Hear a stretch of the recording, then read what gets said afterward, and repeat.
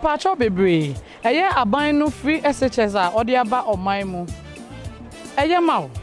Se eye ma wo a kire de nti eye ma wo. Enye ma wo nso a. Ma ye hu de nti a enye ma wo.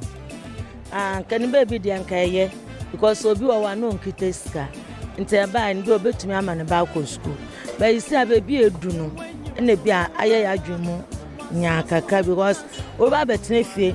by 4 months as I was saying akọ. O patch double track system no. Because obi a onkita sika. Na wo ba ne ba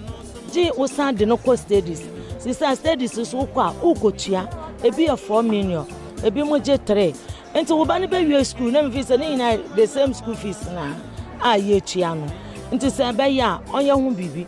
Na nkwala na ombetin fie 4 months ene ade onye omu nyina baako na omu nyina nko because nkwala na nkasa no omu kwobom no kwa no ye be exams na obi wa ho na wa bon na osia betin fie na obi so wa okọ no free no kwa okọ no na maami antubi kwanta aduane papa bi ama no because office free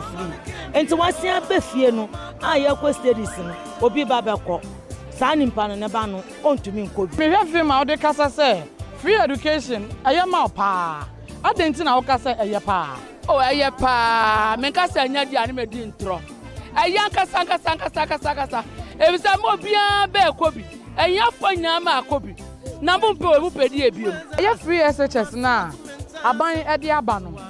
se ekoyie ma wa denti na ekoyie ma o enkoyie nso so a edenti na enkoyie mfa ma o ba cho enkoyie mbo mami o ebisa first na ye ba ne ko secondary school no ye mom papers and squat are they do a tema na yakwa school fees na sisi ade say that na aba no ye den kwara na ka ba fie ye gatwa studies wa pure studies 4 million 5 million e agbane wona no ni ba gbeke bi na ka suko ya ne imbile ko be kwa na ba sha kwa ko na woju na eyin ni yae je so ma wojin ne ashele e ba sha awon be sani ya bi studies sani ya bi yale won aka 5 million iye ko ijela ni wole nche won ahe ni o mi ta ma bi aka mi ni gbo na wo ba ton o wa pebe ke bi na school fees ni wo wo so wa na ikopapa ni wo wota eden na wo feel say aban ebetumi aya fa free SHS hu ama mu awofo no so mu hu atom die e ka mi ku aka mi die mi hu ni say saban na aka fees no o 2.5 no ma say obata ye 2.5 anka no so e be boa no mi amitu say weni abre a wo bo obiti na Mr. Omeje wo mre kakra eye free SHS ya eye aban foforo e de abai sign na wo hu no me dem hu say eye bo na nso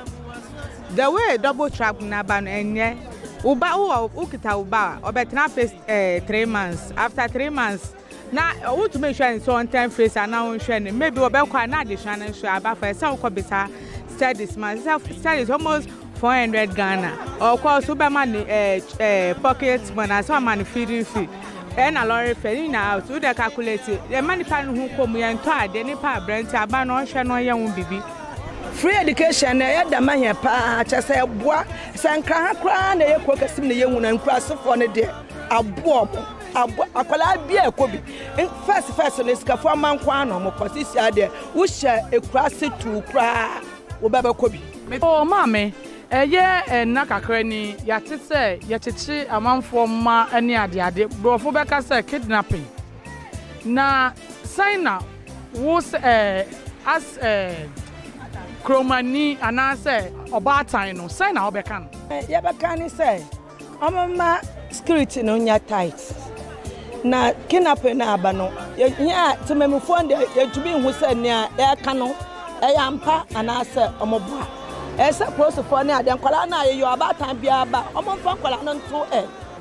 omo show omo pictures say sa nkwala yo omo pie omo kwa yo omo mbaaye nti ye hwehwe omo sanya obi yira yetumi de no to abonte sa no ase obatan no eden futuo na ode bema awofo ani omoma oh ni amede bema omomman awofo ne say obi a hwe ne beye Osman ba ko bebi na bebe ko bebi na Osman onosman na ombaduru ya e so ofre ebisa se akwala na Osman sa bie we bedu wo ha na se oba na nye nyembe ekeje mu kra wonu be san ake amomo igbe ke bi kani bi egba ona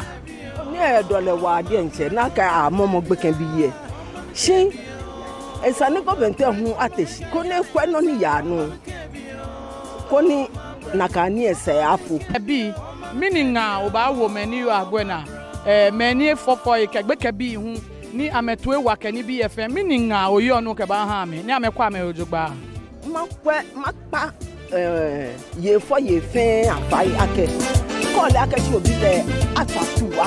aba pale 2 o'clock esa no ya school le ko no ya mo gbeken ko ni ka moko ya shi anji o eni office yo lo ono ho ni yo lo shop o ka gbe kan ya ka asibeni o ba pa ko ka gbe kan patient won je me moko hunyan mole Madam ase se mo hwe eye kebi na min kebi dwumadie yi ye chinchin kaneshi ni ye bepie yi mo atensem akoso nyina ye besre aban se ensem aye maamenom ne ye papanom akanie ye sre omo nya aso entie ye na omo moaye na Ghana emfa ne ntoma pa emfra Madam ase se mo hwe Top G multimedia midin edi kuku a